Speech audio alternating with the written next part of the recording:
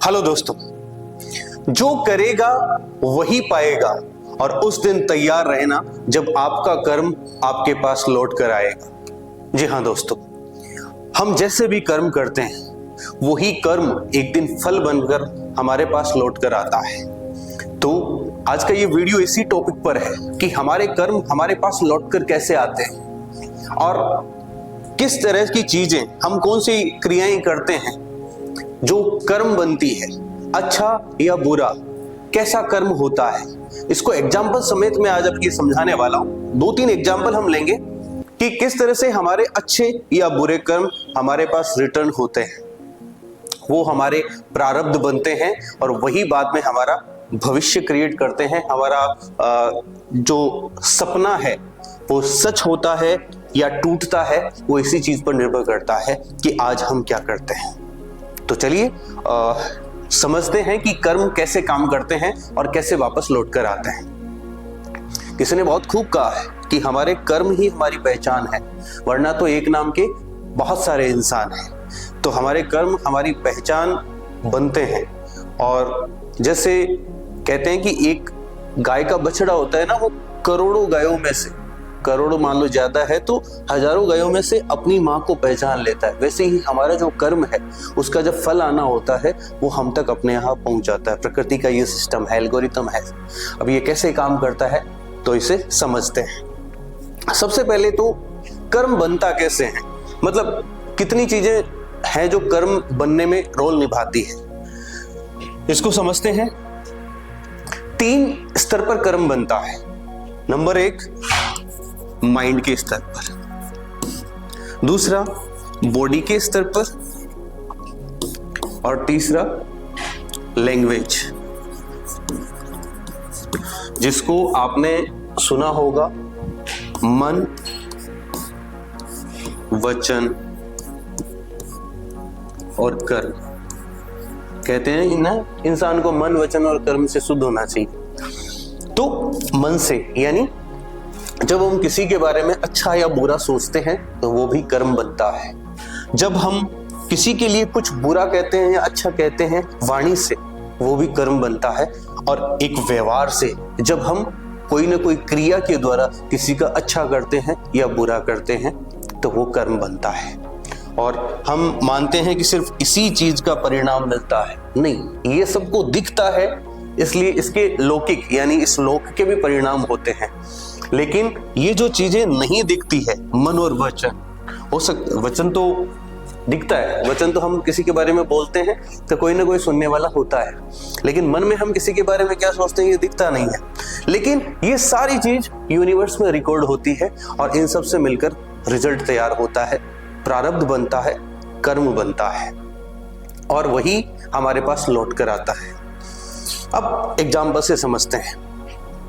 हम मन, वचन और कर्म यानी व्यवहार से, तीनों से मिलकर हम कर्म बनाते हैं।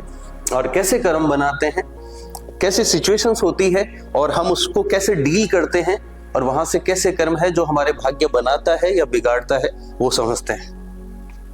मैं यहाँ पे 2 ऐसी स्टोरी बताने वाला हूं जो है तो काल्पनिक, लेकिन वो रियल स्टोरी पे बेस्ड हैं, यानी रियल घटनाओं पर बेस्ड हैं। मेरे जो पर्सनल एक्सपीरियंसेस हैं, मेरी स्टडी है, मेरा ऑब्जर्वेशन है, उसमें थोड़ा सा कल्पना का मिश्रण करके आप तक वो कहानी और एग्जाम्पल में पहुंचा रहा हूं।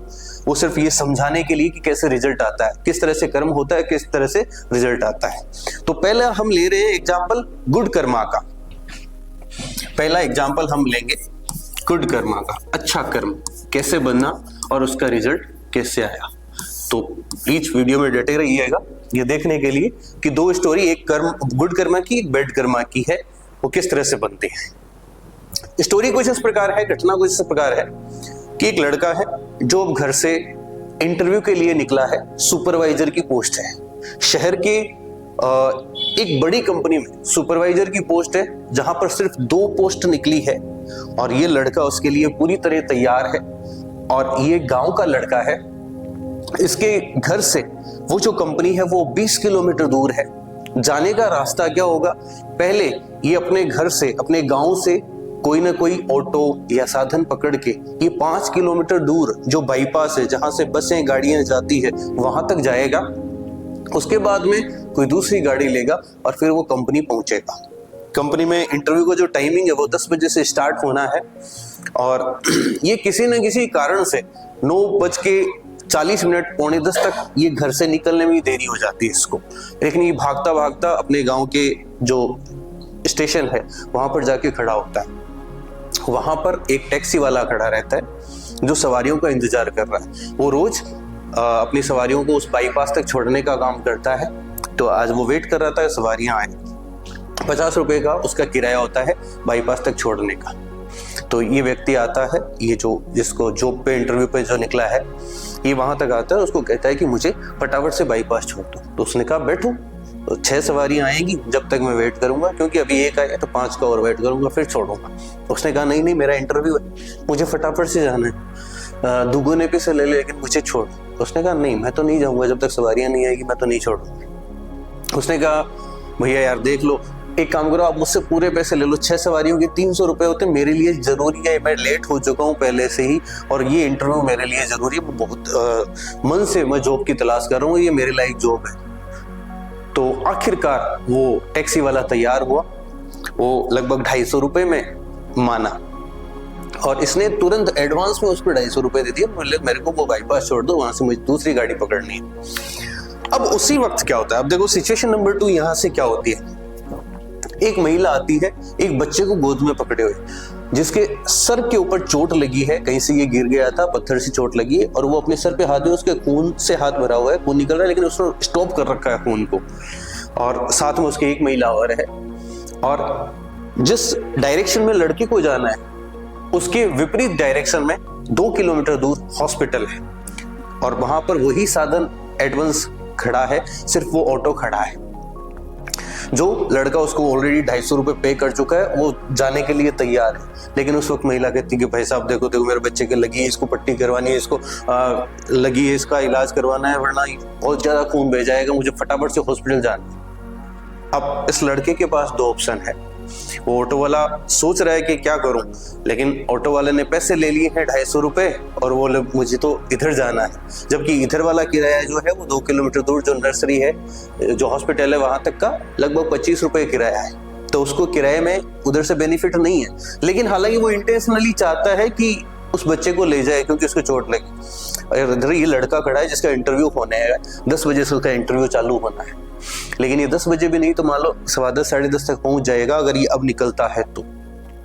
लेकिन उस लड़के ने सोचा कि नहीं, मेरा इंटरव्यू इतना इंपॉर्टेंट नहीं है, पहले इसकी जान जरूरी है, मैं भले ही लेट हो जाऊंगा।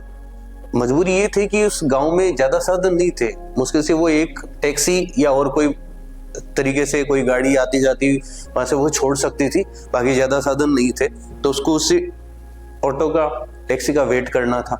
इसलिए उसने कहा कि भाई साहब आप पहले इस लड़की को ले जाओ हॉस्पिटल, मैं यहीं पर खड़ा हूँ, आप रिटर्न आ जाओ, उसके बाद मेरे को हाईवे छोड़ देना। आप एक बार पहले इसको छोड़ के आओ, जब तक मैं यहाँ पे वेट कर रहा हूँ, अगर कोई मुझे दूसरा साधन मिल जाता है तो ठीक है, अदरवाइज आप जब वापस आओगे तब मैं आपके साथ चलूंगा क्योंकि इसकी जान जरूरी है। तो यहाँ से लड़के ने इंतजार करना चुना। वो ऑटो वाला गया, उस लड़के के ले गया, उसके हॉस्पिटल दिखाया, उसके टांके वगैरह आए, वो अब ठीक था और वापस से वो जो महिलाएं हैं, उसका बच्चा है, वो वापस से गांव उसी ऑटो से आ गया। अभी भी ये लड़का, इसको साधन नहीं मिला था हाईवे तक का, जो कि 5 किलोमीटर दूर है, ये अभी वेट कर रहा था। अब वो ऑटो वाला आया और उसने उसको इस बार उससे ज्यादा पैसे नहीं लिए, 100 रुपए में उसको हाईवे तक छोड़ दिया। तो 100 रुपए में वो हाईवे गया, वहां से उसने दूसरी गाड़ी पकड़ी और उस कंपनी में पहुंचा लगभग 11 बजे। अब देखो 11 बजे या 11 से भी लेट हो गया था ये लड़का, ये कंपनी में पहुंचता है।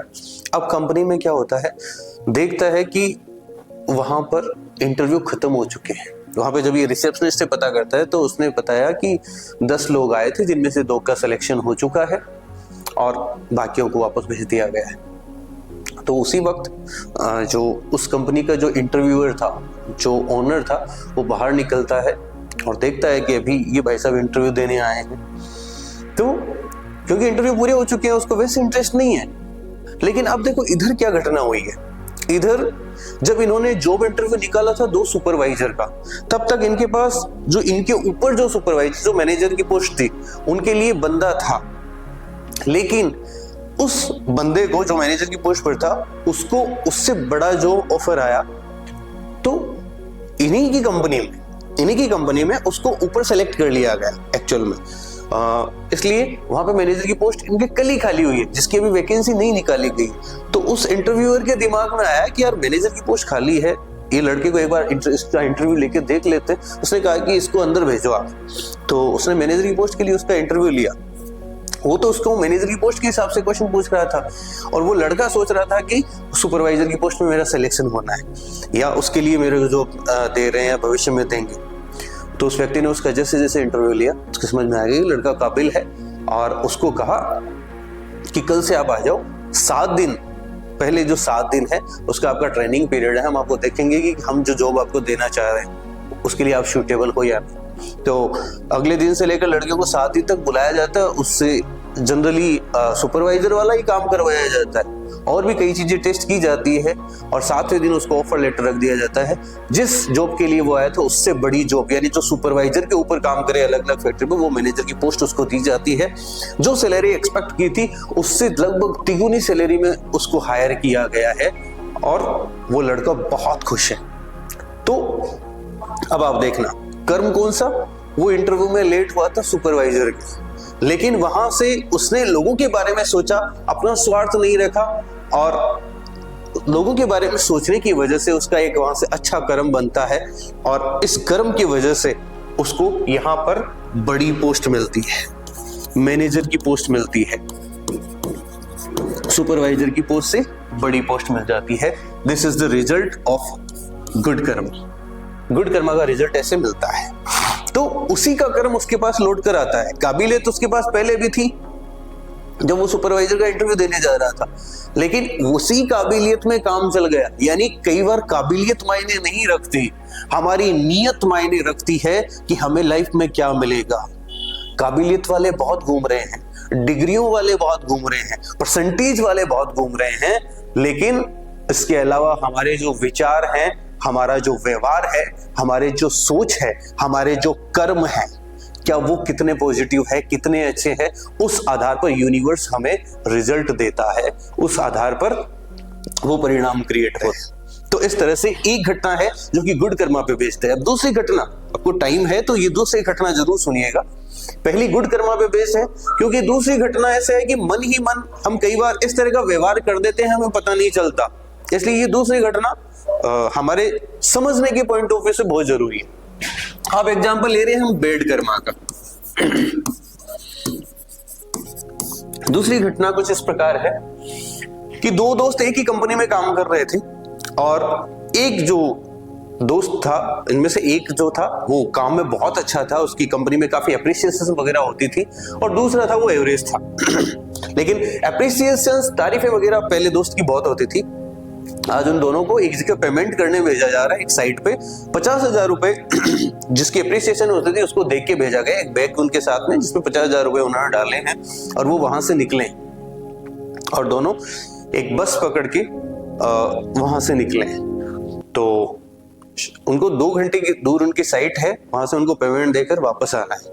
अब दूसरा दोस्त मनी इस दोस्त से चलता था, 50,000 रुपए उसमें पेमेंट उस बैग में थे, उसको पता है, वही दोनों दोस्त थे और वो आए, उन्होंने बैग रखा। पहले दोस्त ने किसी काम से 5-10 रुपए का कोई सामान लाने को एक बार कहा कि मैं आता हूँ, 2 मिनट तो वेट कर, अभी बस चली नहीं है। दूसरे दोस्त के पास वो बैग था, उसने फटाक से क्या की, उसमें से 10,000 रुपए, 50 में से 10,000 रुपए कम कर दिए। उसको पैसे नहीं चाहिए थे, बस उसको इस दोस्त का जो जिम्मेदारी उसको दी गई थी ना, उसको इसका काम बिगाड़ना था। वो चाहता था कि इसकी कंपनी में इसकी बेइज्जती हो, इसका डिसरिस्पेक्ट हो, इसे बॉस खरी खोटी सुनाए, इस पर आरोप लगे, इसका काम खराब हो। और यहाँ से क्या हुआ, इसने 10,000 रुपए गायब कर दिए। 10,000 रुपए अपने पास भी नहीं रखे, वो 10,000 रुपए उसने कहीं इधर उधर फेंक दिए। क्यों? क्योंकि उसको तो उसका काम खराब करना था, उसको पैसे नहीं चाहिए थे। अब वो दोस्त आया, उसने बैग हाथ में लिया और ये वहां पे दूसरी जगह जहां पर साइड पे रुपए देने गए, वहां पर वो दोस्त गिनता है, वो देखता है कि 40,000 है, यानी 50,000 में से 10,000 कम है। तो दूसरे वाला दोस्त कहता है यार मुझे तो नहीं पता, तू चाहे तो देख ट्रस्ट है मेरा। नहीं बोले यार तेरे पे तो ट्रस्ट है, तू थोड़ी करेगा ऐसा। लेकिन गए कहाँ 10,000 रुपए, और उसने अपनी जेब चेक करा दी क्योंकि उसके पास वाकई में दूसरे वाले के पास रुपए नहीं थे, उसने तो 10,000 रुपए वहीं पे गिरा दिए। तो उसने जेब नहीं, उसने पहले वाले ने कहा नहीं यार तो ऐसा क्यों करेगा, तेरे पे तो ट्रस्ट है ऐसे वैसे। तो फिर उसने जैसे तैसे ऑनलाइन उसके पास जो खाते में 10,000 रुपए पड़े थे वो करके वहां पर 50,000 का पेमेंट उसने दिया। और ये मनी सोचता रहा कि मेरे 10,000 गए कहाँ, हो ना हो कहीं गिर गए होंगे। दूसरा दोस्त उसको भड़काता है कि तुझे लगता है बॉस ने कम पैसे दे दिए, और वहीं पे जो कंपनी में बैग रखा था तूने कहाँ रखा था, वॉशरूम जाने तो गया होगा तब कहीं किसी ने पार कर दिए होंगे, तो ध्यान रखा कर, इस तरह से। तो जैसे तैसे उसने अपने 50,000 वाला मामला सुलझाया और उसने कंपनी में जाके ये बात बताई नहीं, क्योंकि उसने सोचा कि फालतू में बॉस से सुनना पड़ेगा कि आप अपने काम के प्रति केयरलेस हो, इसलिए उसने 10,000 का घाटा स्वीकार किया। अब लगभग इस घटना के बाद में 6 मंथ्स बाद में क्या होता है, दिवाली आती है। ये घटना हुई और इस दोस्त को दूसरे दोस्त की हरकत का पता नहीं पड़ा कि इसकी वजह से 10,000 रुपए का मेरा नुकसान हुआ, और ये इसका विचार रहे, उसको पता नहीं था। 6 महीने बाद में दिवाली आती है। दिवाली के 7 दिन पहले उस कंपनी में जो बॉस है हर कर्मचारी की रिपोर्ट के आधार पर उसको पनिश करता है, रिवॉर्ड देता है, जो भी है। तो पिछले 6 महीने या पिछले हाल ही में दिए गए कुछ प्रोजेक्ट्स के रिपोर्ट के आधार पर दिवाली की उस कंपनी की 3 डेज हॉलीडेज होता है, उससे पहले उनको बोनस दिया जाता है, रिवॉर्ड या जो भी पनिशमेंट है वो दिया जाता है। अब दोनों दोस्त को बुलाया जाता है। पहले दोस्त को जो अच्छे से काम करता था, उसका रिसेंट में उसने एक बहुत अच्छा प्रोजेक्ट तैयार किया है और वो बहुत अच्छे से फिनिश किया, बहुत कम टाइम में उसने फिनिश कर दिया और बॉस उससे बहुत ज्यादा खुश हुआ। उस बॉस ने कहा कि देख मैं तेरे काम से पहले भी खुश था और तूने इस बार और भी दिल जीत लिया, तुझे इस बार बोनस में 10,000 रुपए दे रहे हैं एक्स्ट्रा, तुम्हारी सैलरी तो है ही है, इसके अलावा 10,000 रुपए तुम्हें कंपनी की तरफ से एक्स्ट्रा दिए जा रहे हैं। और इस सैटरडे तुम तुम्हारी फैमिली के साथ डिनर पे यहाँ की जो बेस्ट 5 स्टार होटल है उस पे जाओगे, जिसका खर्चा है वो कंपनी देगी, ये तुम्हारा रिवार्ड है। बाकी जो बोनस है और जो दिवाली वगैरह पे दिए जाते हैं वो तो है ही है, इसके अलावा ये 10,000 प्लस एक डिनर का ऑफर उसको फैमिली से दिया जाता है। तो ये उसका रिवार्ड था। अब दूसरा दोस्त जिसने इसके 10,000 रुपए खराब किए थे उसको बुलाया जाता है। उसका जो प्रोजेक्ट था वो बहुत बुरा था, ढीला था, यानी उसने लेट भी जमा करवाया था, जिस वजह से उसको कहा जाता है, बॉस उसको डांटता है और उसकी सैलरी में से 10,000 रुपए डिडक्ट किए जाते हैं। बोले तुम्हारे ये काम को देखते हुए तुम्हारा 10,000 डिडक्ट किया जाता है और अगर इस तरह से कंटिन्यू रहा तो तुम्हें फायर कर दिया जाएगा, साथ ही तुम ये एक प्रोजेक्ट ओढ़ लो और जब उससे पहले कि वो 3 डेज की हॉलीडे आए उससे पहले तुम्हें कंपनी में जो अपना काम करना वो करना ही है, एक्स्ट्रा 2-3 आवर्स रुक के 2 दिन में ये प्रोजेक्ट और फिनिश करो, तो तुम्हें एक्स्ट्रा रुकना पड़ेगा 2-3 आवर्स, जितने भी तुम रखना चाहो, 1 दिन में करना चाहो, 2 दिन में करना चाहो, कंपनी का जो टाइमिंग है उसके अलावा तुम्हें रुकना पड़ेगा, ये प्रोजेक्ट भी फिनिश करना पड़ेगा, अपनी नौकरी बचानी है।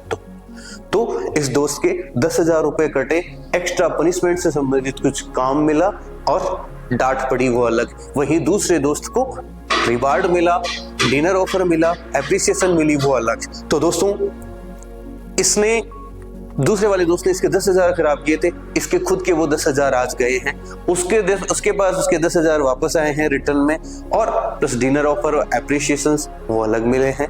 तो इस तरह से लॉ ऑफ कर्मा काम करता है। इसने बैड कर्मा किया तो इसका रिजल्ट 6 मंथ्स के विद इन ही आ गया, 10,000 गए, प्लस बेइज्जती सहनी पड़ी, प्लस एक्स्ट्रा काम करना पड़ा। वही दूसरे वाले को जिसकी नीयत अच्छी थी, काम अच्छा था, उसको रिवार्ड मिला। तो this is the story of bad Karma, this is the story of good Karma. तो इस तरह से हमारे कर्म काम करते हैं और कर्म का नतीजा आता है। इसलिए अपने कर्म जो है वो हमेशा सोच समझ के करना, चाहे वो मन से हो, चाहे अपनी जुबान से हो, चाहे अपने व्यवहार से हो, सोच समझ के करना।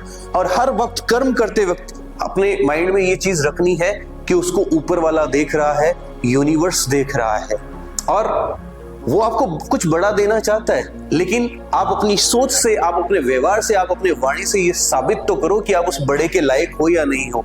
इसलिए सबके प्रति अच्छा व्यवहार रखना, अच्छी सोच रखना और अपने स्वार्थ से ऊपर सोचना, यही बड़ा बनने का, यही कुछ बड़ा हासिल करने का तरीका है।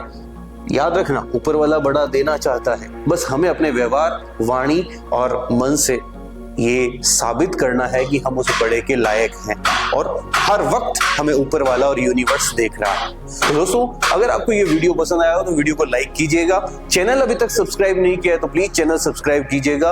अपने सजेशंस कमेंट बॉक्स में जरूर लिखिएगा और इसी तरह जुड़े रहिएगा। Thank you.